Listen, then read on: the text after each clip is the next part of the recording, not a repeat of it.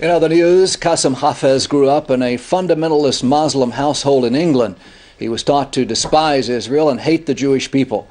Earlier I spoke with Hafeez, and he told me that his life began to change when he read Alan Dershowitz's book, The Case for Israel. Hafeez now speaks out on behalf of Israel through the Stand With Us organization. Well, it was the first step of me seeing Israel in a positive light. Up until that point, there was always a negative connotation, and there was nothing good ever said about Israel. So it was the first time. Firstly, I'm seeing Israel in a positive light, and secondly, a lot of the myths I believed to be true were pretty much debunked. How did the Muslim community and your friends react to this change?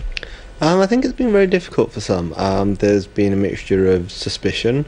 Some quite aggressively, are against what I say and dislike me. Some have been quite receptive and been willing to listen, as they've known me for many years, so are willing to listen to why this change of heart almost. Well, you call yourself a Muslim Zionist, but you also say some in the Jewish community have also expressed a little skepticism. Yeah, of course. I mean, I guess that's understandable. But hey, I believe what I believe, and I stand up for that. And I just say my actions speak louder than my words. You have said in the past that one of your father's heroes was Adolf Hitler. Yeah. Has your family disowned you? There are strained relations with some members of my family. Some have been very receptive and very supportive, in fact. So it really is mixed. On the whole, there is almost a distance now. But with some members, we're still very close, and some have been very much interested in what I have to say, and also now see Israel in a very positive light. With your newfound understanding of Israel and the Jewish people, have you had an impact or been able to influence any other Muslim young people to see the light, so to speak? Well, it's to start with my family. I mean, with the younger cousins, they've not been exposed to the real Israel. They don't meet any Jews in the community they live, so we've been able to have these conversations which I myself, being young, wasn't able to have. I wasn't able to question the ideas that I were told were fact.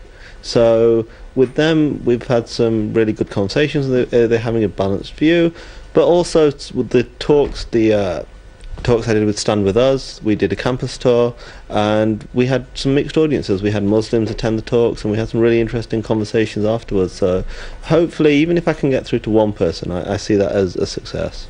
Are you a practicing Muslim today? Yes, of course. It's my religion. I stand by that.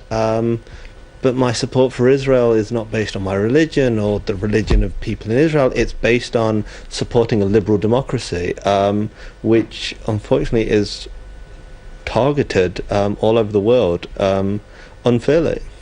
As you began to explore this new lifestyle or new way of thinking, you actually came to Israel for a visit. What was your impression, your first impression? This is insane, to be honest, because it was not what I expected. I was expecting, the buzzwords, this apartheid state, but here I was seeing Muslims, Jews and Christians coexisting, living together, Muslims going to mosques. I walked past a mosque in Tel Aviv just yesterday, and this is the side of Israel people don't know. They don't know that Muslims and Christian Arabs serve in the Israeli Defense Forces. There is this real difference between what is reality as we see it outside of Israel, and what is actually happening here. So it was a real eye-opener. You said once you began to change your views and opinions that you had, after you learned the truth, you had to stand with Israel. But The fact is you didn't have to stand with Israel. You could have just continued living your life. Well, I would disagree, because I think everybody has a choice, regardless of their religion or belief or lack of, where they have to do what's right by themselves, the moral thing to do. And for me, there would be absolutely no point if I'd come to Israel and occasionally looked at my holiday snaps and that was it. I see a wrong happening. I see the vilification of Israel. I've seen the real Israel. I have a responsibility to stand up for that. Kasim, Hafeez, we want to thank you for being our guest on Thank you. IBA English News. Thanks so much.